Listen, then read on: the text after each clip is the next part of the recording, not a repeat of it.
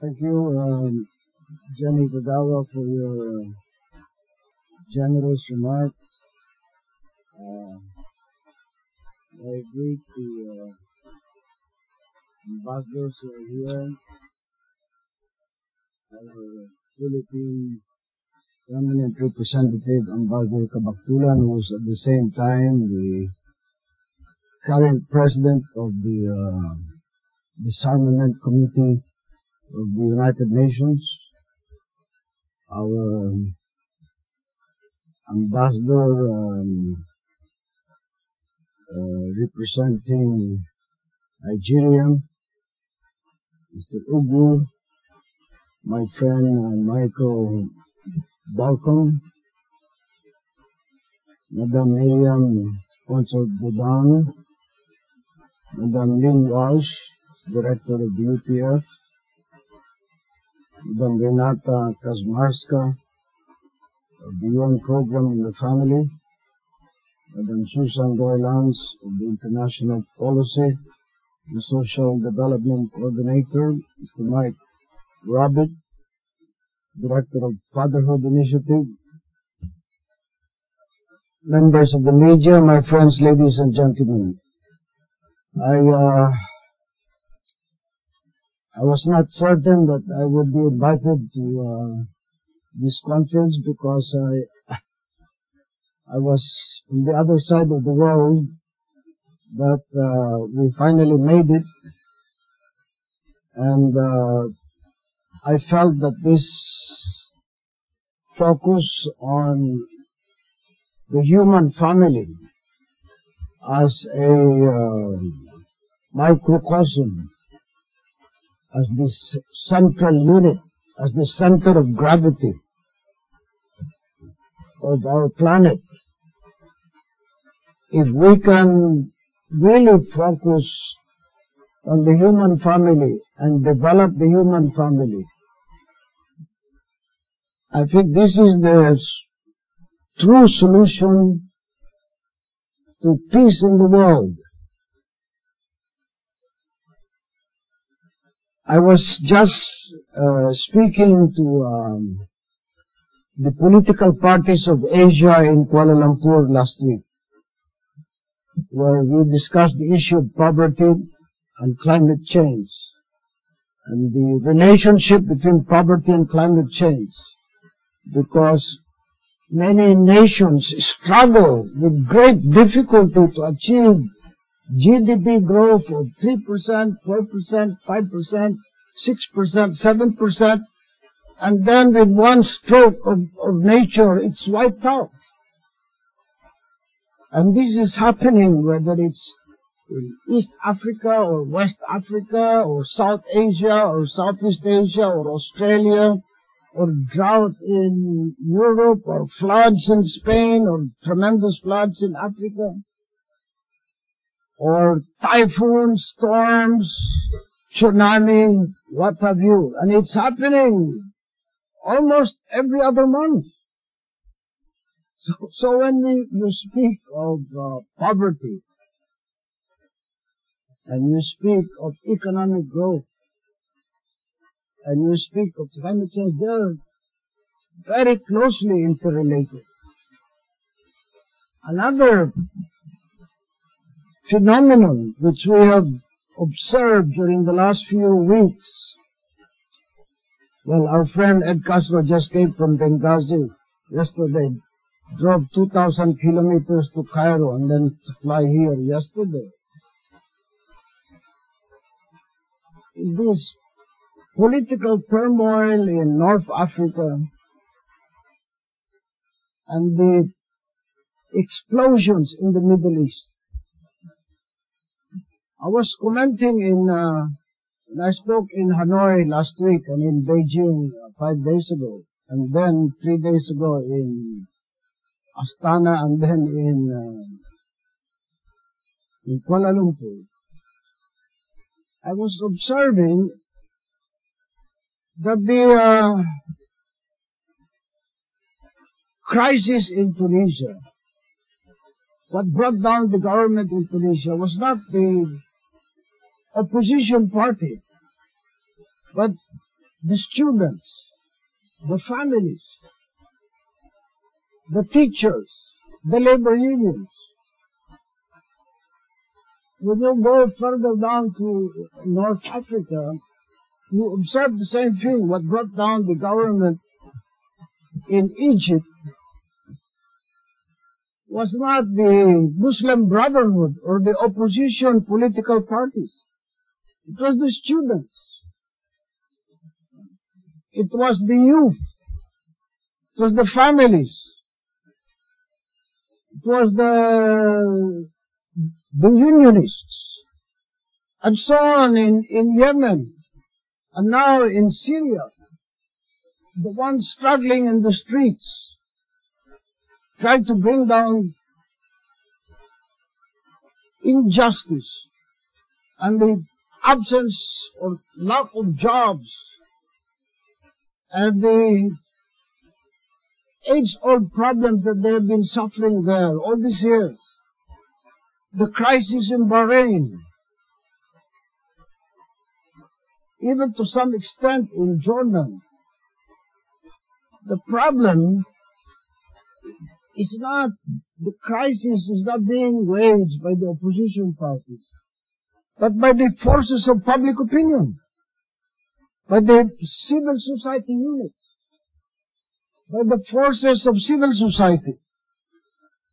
So this was my message to the political parties, the rightist political parties, the leftist political parties, the centrist political parties that I had the privilege to address in Kuala Lumpur in my capacity as chairman of the political parties in Asia.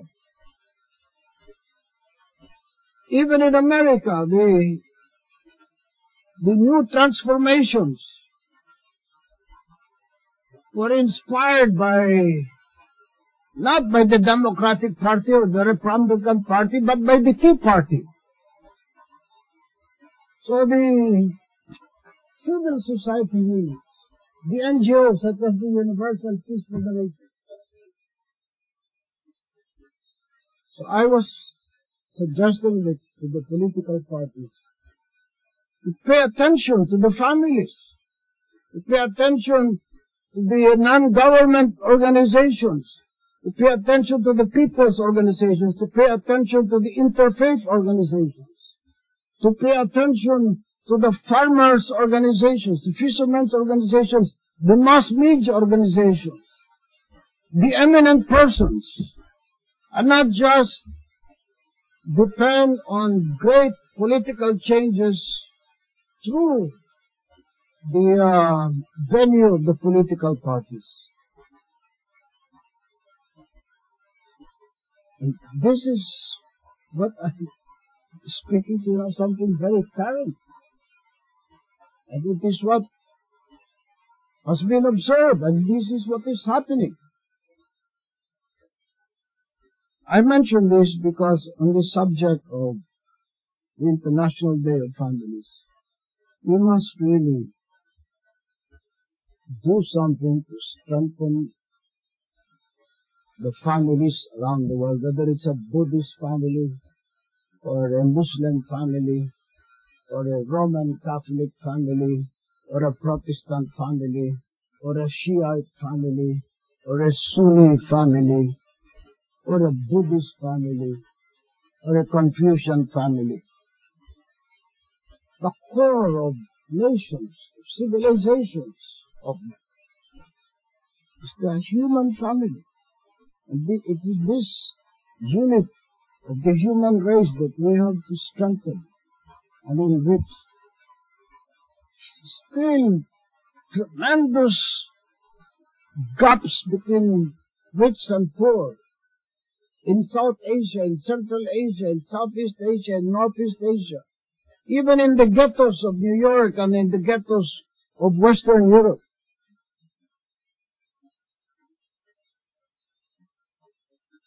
Speaking of the issue of poverty, everybody in the United Nations, governments in Asia and in Europe, and in Latin America and in Africa, keep talking about the battle against poverty.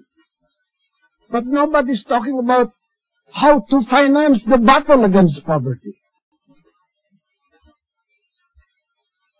It takes a lot. It takes a lot of treasury to begin to win the battle against poverty. And parliaments and congresses and legislatures do not have the funds anymore to appropriate. Even America is in tremendous debt. Japan, the second richest economy in the world, is now in grievous debt, terrible debt. Many nations in Europe, Greece, Portugal, Ireland, and many others whose names I will not mention because they are soon emerging in this list of problem areas. And if this is the case, where will and how will we finance the battle against poverty? I spoke at the UN General Assembly a few years ago, and before the IMF and the World Bank also a few years ago. Because governments, the US Congress, the British Parliament, or the German Bundestag, or the Japanese Diet, do not have the funds anymore to appropriate funds to win the battle against poverty. We keep talking about the Millennium Development Goals, which are supposed to end by the year 2015, which is designed to reduce poverty by 50% by the year 2015. And we're now in the year 2011, and we're 4 years away, and we're not even halfway through.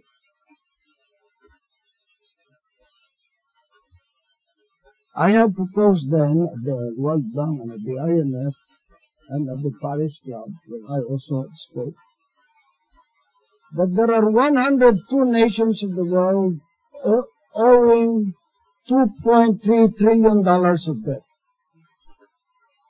The debt of 102, the heaviest indebted nations in the world, is $2.2 trillion.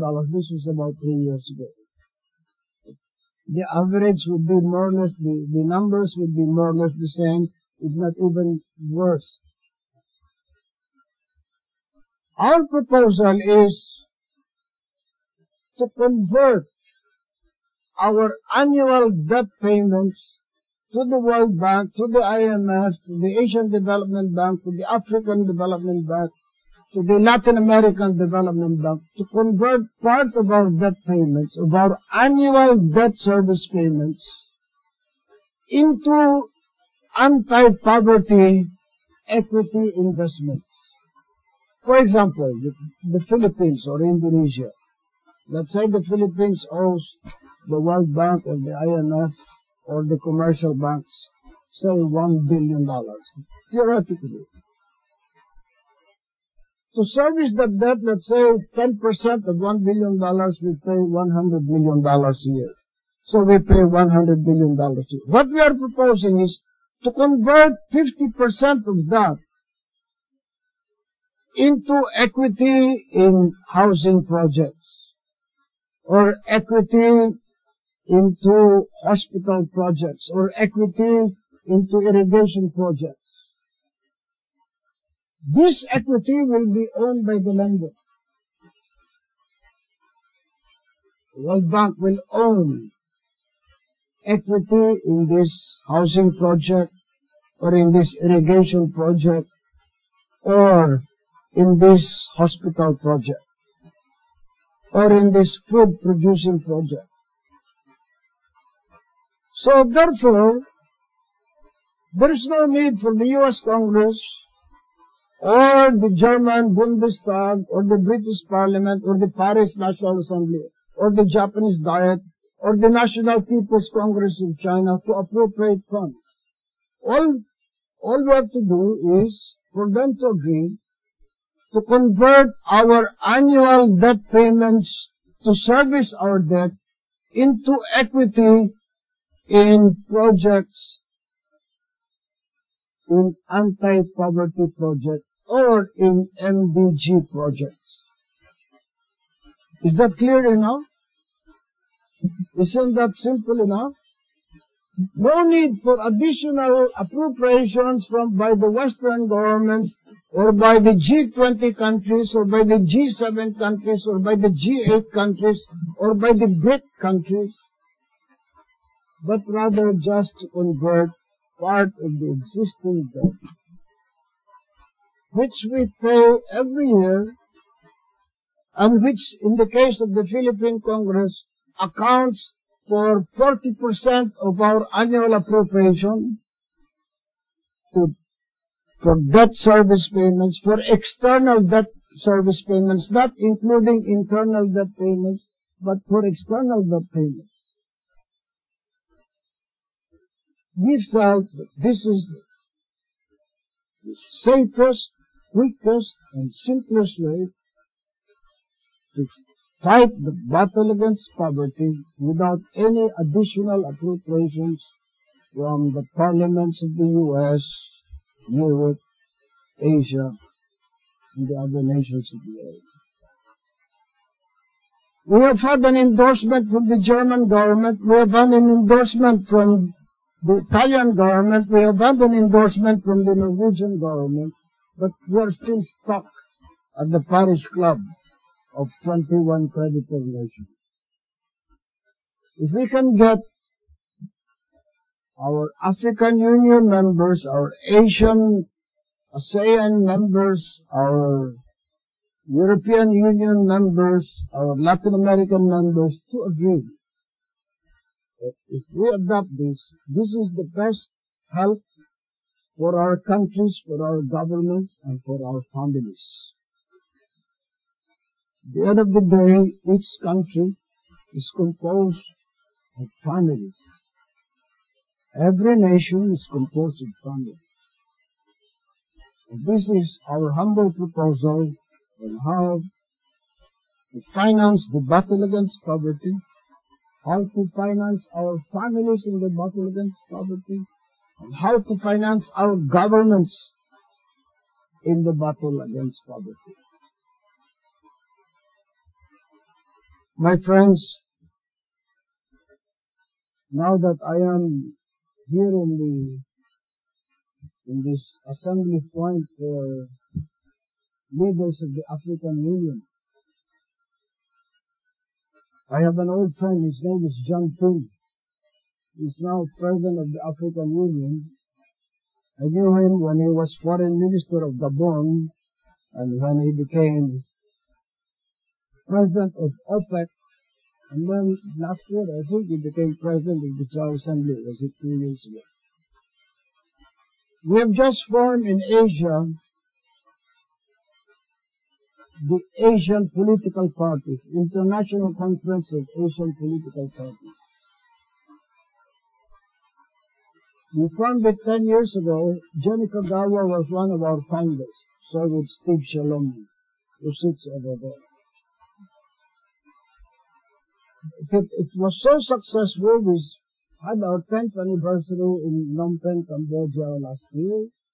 And then last year we reached out to the political parties of Latin America and the Caribbean under the aegis of COPAC, led by Mexico and Argentina. So we have now brought together the political parties of Asia and the political parties of Latin America.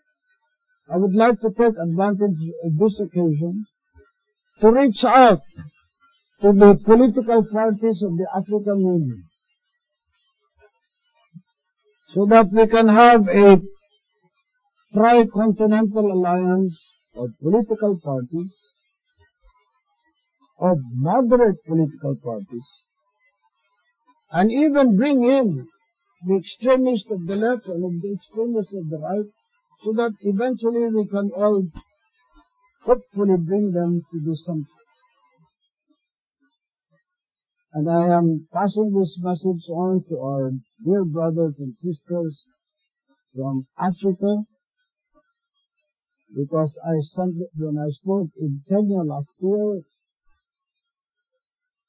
it is our hope that eventually we can reach out to the political parties of the African Union, and then sit down with the political parties of North America and the political parties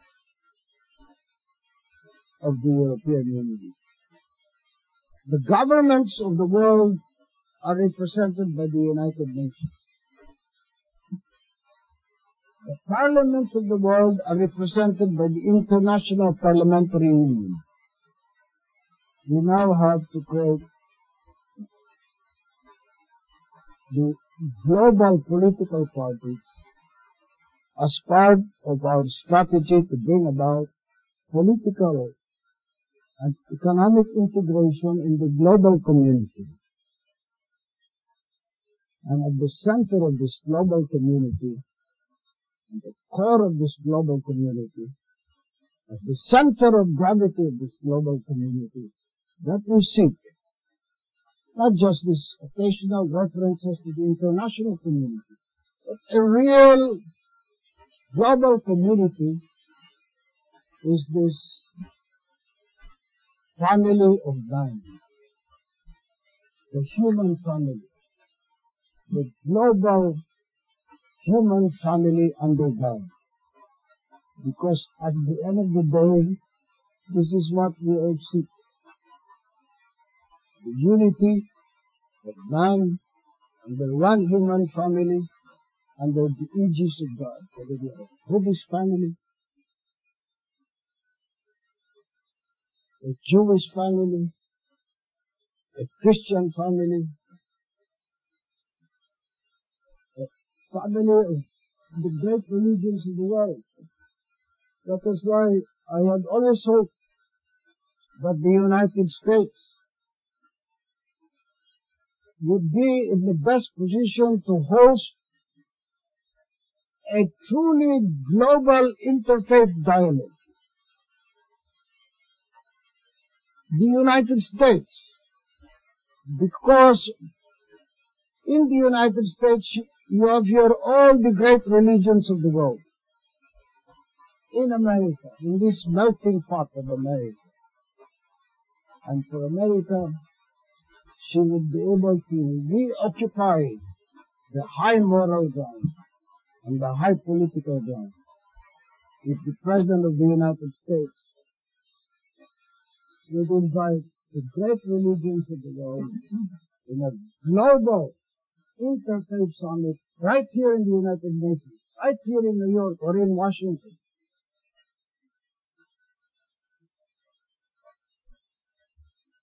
This would be the single biggest force in bringing about this great human family that we speak of, and it will be the single strongest force for peace in our planet, for peace in the hearts of men. They say that if you have a simple message, they say that if you have a single message, they say that if you have a clear message, you can change the human heart. And when you can change the human heart, you can change the world. Thank you and good afternoon.